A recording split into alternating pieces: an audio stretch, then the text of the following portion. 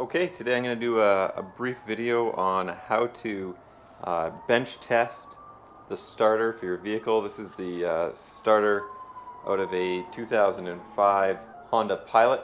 On the right, it is not working, and on the left-hand side is the replacement starter that I was able to get at the scrapyard out of a 2003 Honda Odyssey for $30, which is a pretty good deal.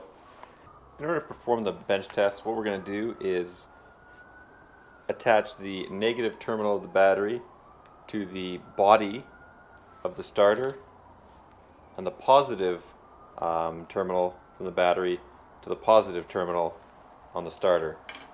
When it's in your vehicle, the positive terminal on the starter is hot at all times.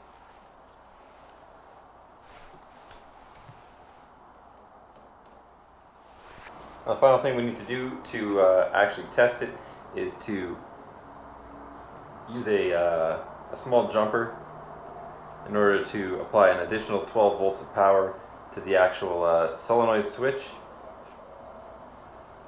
So we can just use the jumper, so absolutely nothing happens. So that should activate both the solenoid and the starter motor. But that is not the case for this particular starter, which is burnt out. Now you can try the other one. That also doesn't work. Obviously, if it did and was functioning properly, it would still spin. It just, the solenoid wouldn't activate, so it would the pinion would stay depressed.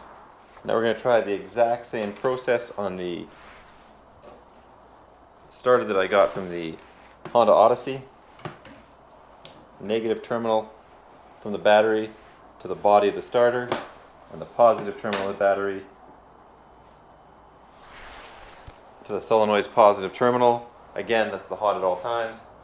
And we're going to jumper from the 12 volts of power to the solenoid switch. And it works, both extending the pinion and spinning the starter motor. Now if we only wanted to engage the starter, we just use the top only,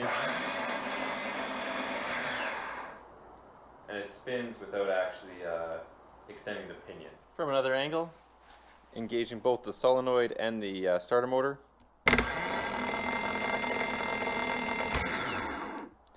Now engaging only the starter motor.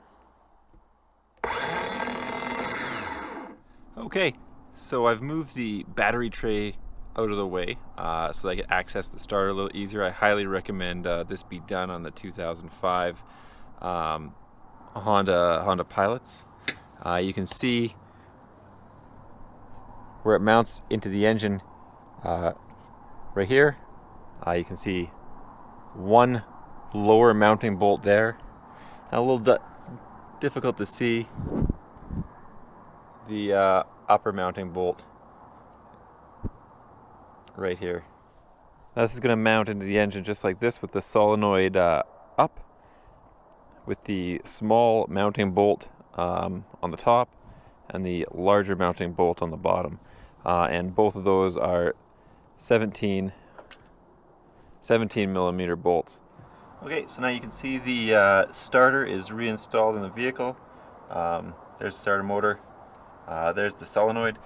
So there's only two cables that we're going to need to reconnect. One is the connected to the ignition, which is just a push type cable, and the other one is connected to the battery positive terminal, which is actually connected to this bolt here. So the first one's fairly simple.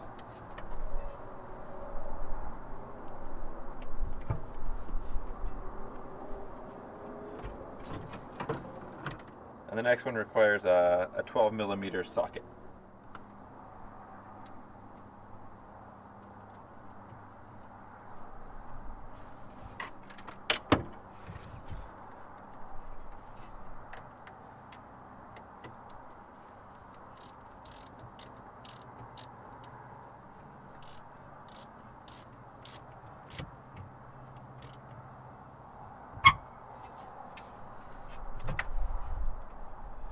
And once it's installed, we're replace the rubber boot to protect the connection.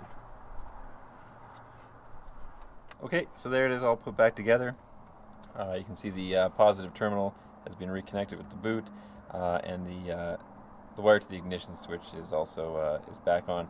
I would highly recommend removing the battery tray, at least flipping it up so you can access the bolt a little easier.